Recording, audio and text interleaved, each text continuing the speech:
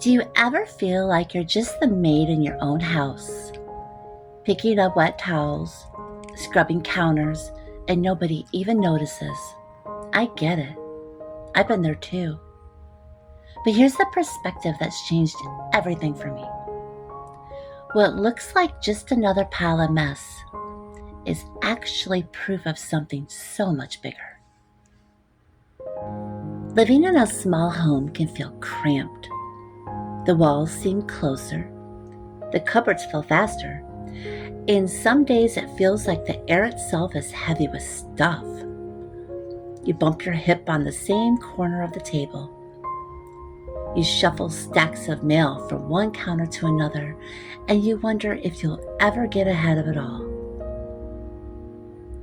But then comes the moment of magic, when you realize the beauty of making every inch work. Suddenly, it's not about square footage. It's about how you live inside it. My little home, it didn't just rearrange my furniture. It rearranged me.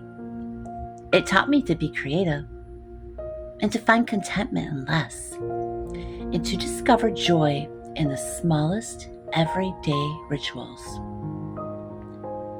Like the smell of fresh coffee drifting through a tiny kitchen, the glow of a candle flickering against a plain wall, the sound of rain on the roof while you fold a warm stack of towels, knowing they'll be put to use before the day is done. Even the creak of floorboards, it becomes its own kind of comfort, the soundtrack of a home well lived in. Small spaces don't let you hide. When clutter piles up, it's front and center. When something doesn't matter, there's no corner to shove it into. And in that honesty, you face a choice. Complain about what you don't have, or fall in love with what you do.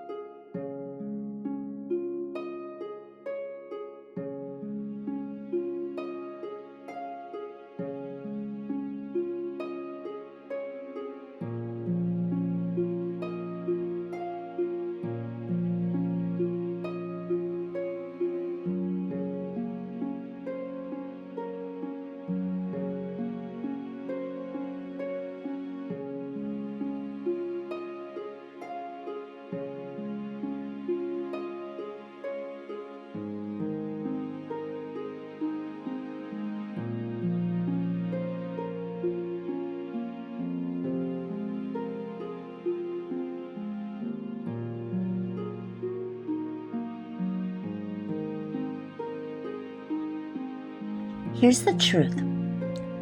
Peace doesn't come with square footage. A sanctuary isn't measured in how many rooms you walk through.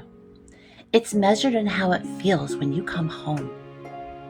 It's the warmth, the safety, the quiet sense that this is yours. So pour your love into it. Hang the quilt, brew the tea, light the candle, because when you do, even the tiniest corner becomes the place your soul finally exhales.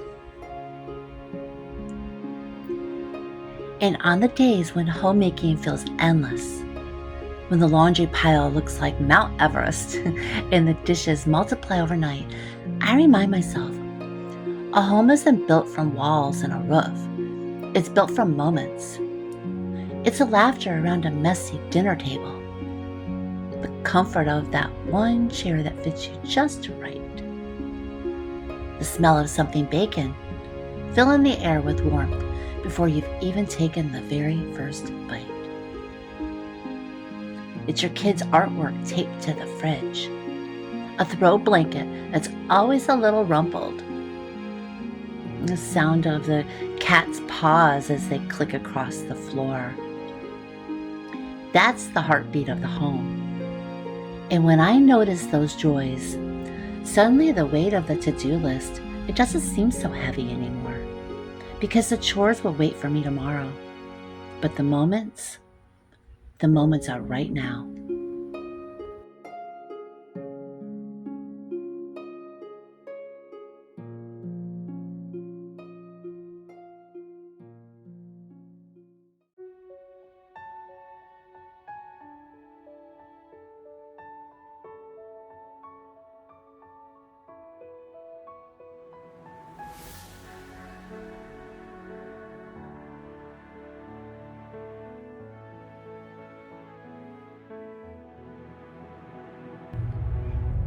Do you ever feel like you're just running on a hamster wheel, cooking, cleaning, tidying, only to have it unravel again 5 minutes later?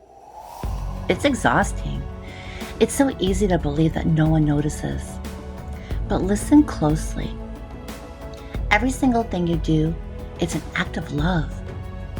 That packed lunch you threw together in the middle of a busy morning, love. The fresh sheets stretched across the bed, love. Even the candle that you light just to soften a room, that's love too. These little acts that we weave together like threads in a quilt, creating warmth and safety. And yes, on the nights when dinner is just cereal, or when the laundry mountain wins, that's okay. That doesn't erase your worth. It proves that you're human.